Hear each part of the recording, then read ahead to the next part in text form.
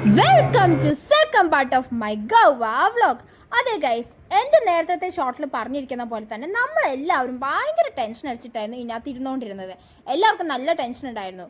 എല്ലാവരുടെയും മുഖത്ത് ഇത് കാണിക്കുന്നുണ്ടായിരുന്നില്ലെന്നേ ഉണ്ടായിരുന്നുള്ളൂ. ഓഹോ, അത് കാണിക്കുന്നുണ്ടായിരുന്നല്ലേ. ഓക്കെ, ആക്ച്വലി നമ്മൾ പൈസ നേരത്തെ കൊടുത്തുപോയി, അല്ലായിരുന്നെങ്കിൽ നമുക്ക് രക്ഷപ്പെടായിരുന്നു. ഇത് ഈ അങ്കിളാണ് നമ്മളെ കൊണ്ടുപോകാൻ പോകുന്നത്. അപ്പോൾ ഇതിൻ്റെ റീസൺ ഒക്കെ ഞാൻ എൻ്റെ മെയിൻ വ്ലോഗിൽ പറയുന്നതായിരിക്കും കേട്ടോ. इसके व्लॉग अपलोड है तो वायरल है जी, वायरल.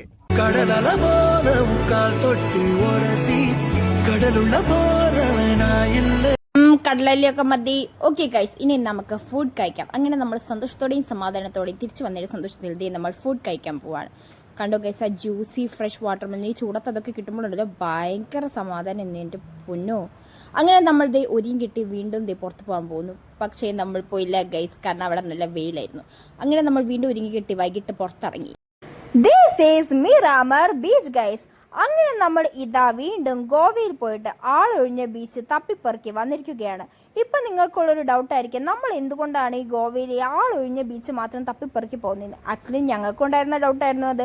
ഗോവയിൽ പോയിട്ട് കണ്ട ഫോറിനേഴ്സിനൊക്കെ വായി നോക്കാന്ന് വെച്ചാൽ നമുക്കോ കിട്ടിയത് കുറേ ബംഗാളികളെയും കർണാടകക്കാരെയും മാത്രം. സാരമില്ല, അഡ്ജസ്റ്റ് ചെയ്യാം.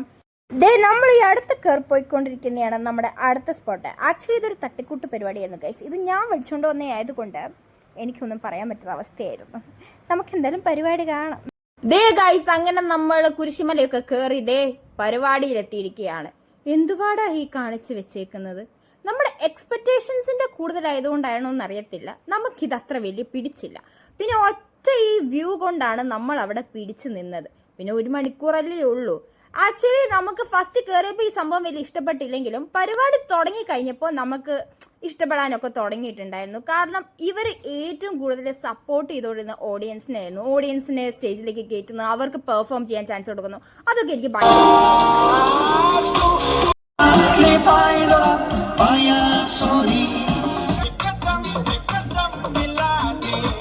അപ്പോൾ ഗൈസ്, ഇതിൻ്റെ ഫുൾ വീഡിയോ ഞാൻ യൂട്യൂബ് ചാനൽ അപ്ലോഡ് ചെയ്യുന്നതായിരിക്കും കേട്ടോ. അപ്പോൾ ഇത്രയേ ഉള്ളൂ ഇന്നത്തേക്ക്. അപ്പോൾ എല്ലാവരും ടയേർഡായി. അപ്പോൾ നമുക്ക് നാളെ കാണാം. ബൈ.